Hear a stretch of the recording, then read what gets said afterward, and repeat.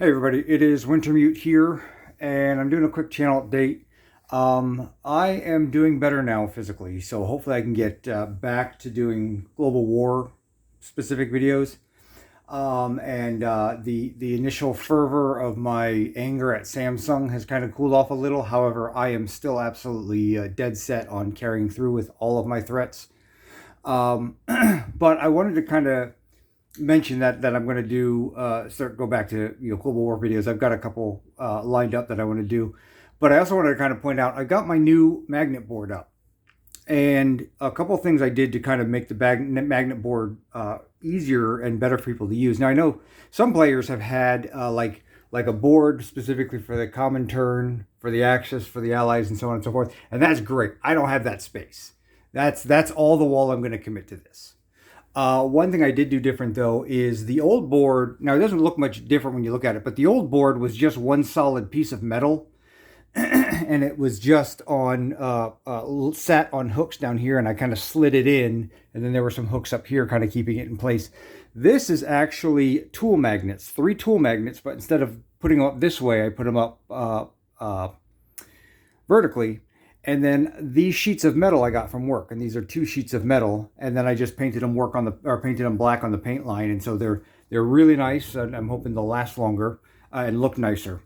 One thing obviously I've got it set up like you would expect a normal basic game to get it set up. However, one thing I did do is I added a whose turn is it way of remembering who's doing what. So if you're playing with a group and you guys finish out the night, or you're a kind of group who plays week to week rather than over the course of a couple days, and you're going to come back to the game, but you have to stop mid-turn. Let's see, we stop at the start of Japan's turn. So we just put a marker there so we know we're at the start of Japan's turn, and then we go ahead and we go, oh, well, we're starting right at production of Japan's turn. So that's a way to, when you come back, to kind of keep track of things. I did that when I initially, and the reason I did this is initially when I was playing solo, when I first got this game, I would go to work and I would come home and I'm like, oh my God, whose turn was I on? I got to write this shit down. But that's why I went ahead and I made something a little bit nicer.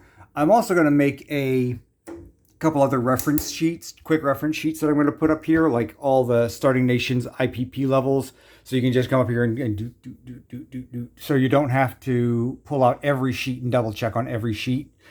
Another thing that I've decided I'm going to start doing, and this is something that sort of popped up when we were playing Global War on the tabletop simulator, is a quick and easy way of referencing what your target number is for each nation that everybody can look at without having to constantly go back to the reference cards.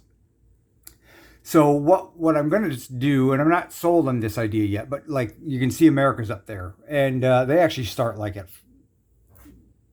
they start I think at 6. I can't remember exactly, but they start there. Their goal is to get to 63. So that is just a standard control roundel. And then down here, I put a standard control roundel with a magnet on it, but I place the red chit underneath it. And that shows that that's America's target number. And the red chit doesn't take up a lot of extra space, and it's quick and it's relatively easy to see. Now I might do something to shrink these chits down a little. Maybe cut them into a octagon shape or something like that, so they distinguish themselves a little bit more. But this way everybody can quickly go, oh wait, what was Russia's target, what was Britain's target, and you can kind of glance at them. Oh, okay, man, they're only 3 away. Okay, and everybody can look at this real quick.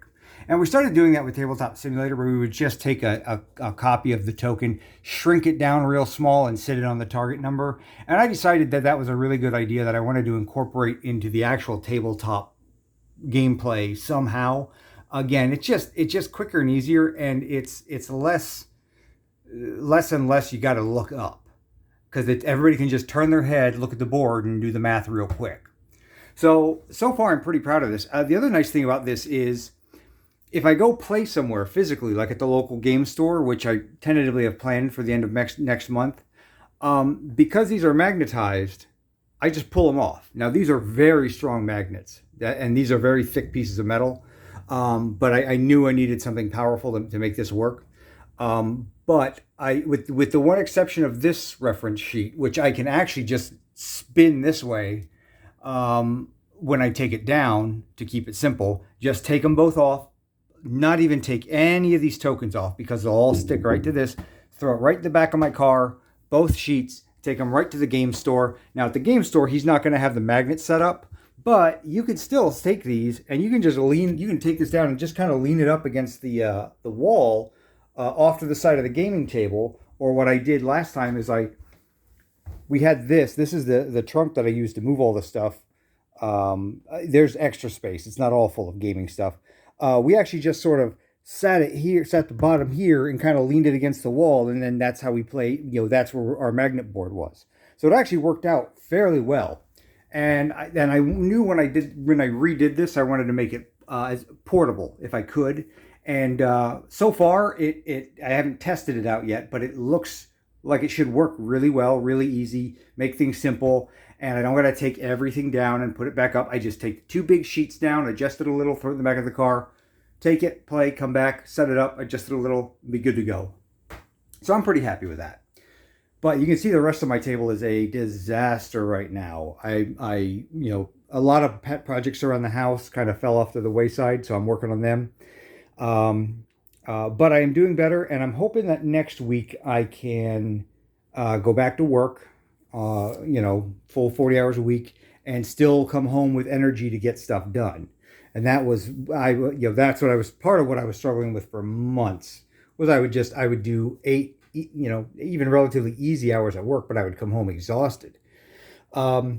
But hopefully the worst of it is past. Now, we haven't solved the problem. We've just mitigated the worst aspects of it. But, fingers crossed, in another month when I see the specialist, we can kind of figure out what the core problem is and get that addressed. But, so that was just a quick channel update about something I got done today. Just an idea in case somebody else wanted, if this would be a good solution for you. I want to put it out there as an idea. So for right now, there's a Wintermute signing off.